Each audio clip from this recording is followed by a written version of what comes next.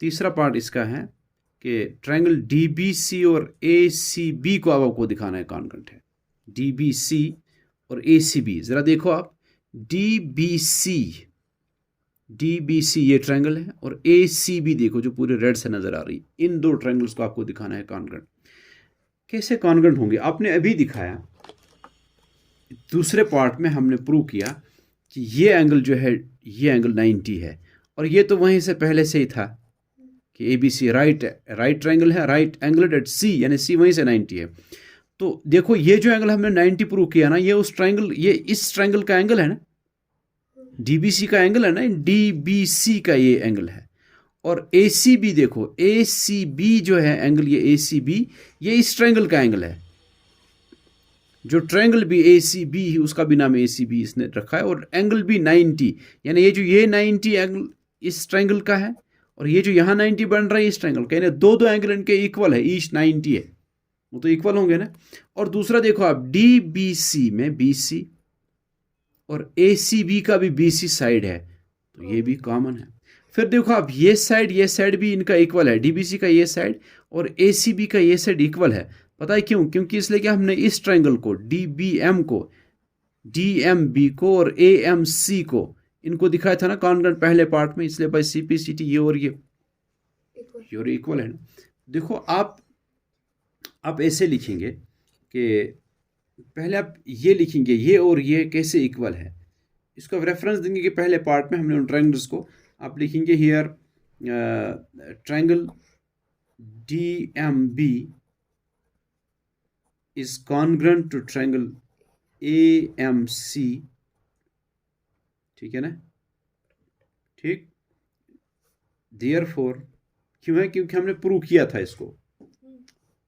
therefore DB is equal to AC, क्योंकि ये इन दो ट्रायंगल्स के कॉरस्पॉन्डिंग साइड्स है, बाय CPCT इनको इक्वल होना है, ठीक है। फिर उसके बाद आप लिखेंगे, नाउ इन ट्रायंगल DBC आप स्टार्ट करेंगे इनको कॉन्ग्रुएंट दिखाना, एंड ट्रायंगल ACB, इन दो ट्रायंगल्स में क्या क्या है, एंगल DBC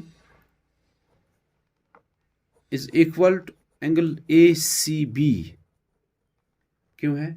DBC ये जो मैं बता रहा हूँ ये एंगल, और ACB ये एंगल है, इक्वल क्यों है? क्या रीज़न है? ईच 90, ये 90 है ना, हमने प्रूव किया ना, ये 90 वहीं से था, ये 90 हमने प्रूव किया, ठीक है। और ईच 90 इसको आप और भी लिख सकते हैं कि हमने प्रूव किया, प्रूव्ड है वो। उसके बाद और क्या है इसमें कि BC जो है, BC DBC का भी साइड है और BC ABC का ACB का भी है, BC is equal to BC, इसको लिखेंगे कॉमन है। तो देयरफॉर ट्रायंगल DBC, जब ये तीन कॉरस्पॉन्डिंग पार्ट्स इक्वल है तो ये दो ट्रायंगल्स कॉन्ग्रुएंट है। DBC is congruent to ACB। अब रूल कौन सा है? एक तो दो साइड्स इक्वल आ रहे हैं, ये साइड और इसका ये साइड, और इनका देखो बीच में जो एंगल बन रहा है वो भी इक्वल है by SAS rule, side angle side rule से ये कॉन्ग्रुएंट है, ठीक है। फोर्थ पार्ट है CM is equal to half of AB। CM ये है, CM is half of AB। देखो CM हाफ है DC का, इतना तो समझ में आता है। क्यों? इसने कहा था कि CM को ज्वाइन करने के बाद CM को इतना हमें एक्सटेंड करना है, इतना उसको प्रोड्यूस करना है कि जितना CM है उतना ही DM भी आना चाहिए, ठीक है ना। यानी MC DM तो वहीं से इक्वल थे। जब MC और DM इक्वल है, इसका मतलब है इस CD के टू इक्वल पार्ट्स है, CM उसका एक पार्ट है और DM उसका एक पार्ट है, यानी हाफ ये है हाफ ये है, पार्ट्स भी इक्वल है ना। इक्वल का मतलब हाफ ये है और हाफ ये है ना। CM जो है, CM असल में हाफ है DC का, समझ रहे ना आप।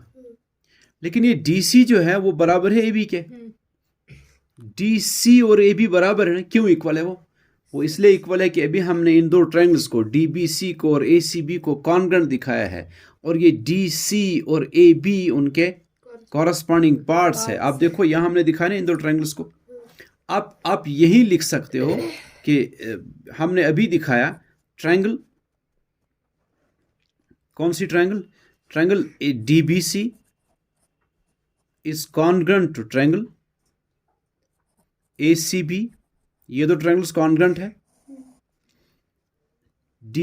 DBC आप समझ रहे हैं, और ACB ये और ये उनके कॉरस्पॉन्डिंग साइड्स है ना। Therefore DC is equal to AB। तो आप इसमें लिख दो, इसको इक्वेशन फर्स्ट भी रख सकते हैं ना आप। ठीक, आप फिर लिख सकते हैं कि CM है हाफ ऑफ DC, लेकिन DC AB के बराबर है, इसलिए हम लिख सकते हैं कि CM जो है जो हाफ DC का है लेकिन DC AB के बराबर है, इसलिए वो AB का भी हाफ है। समझ गए कि नहीं? हो गया प्रूव ये।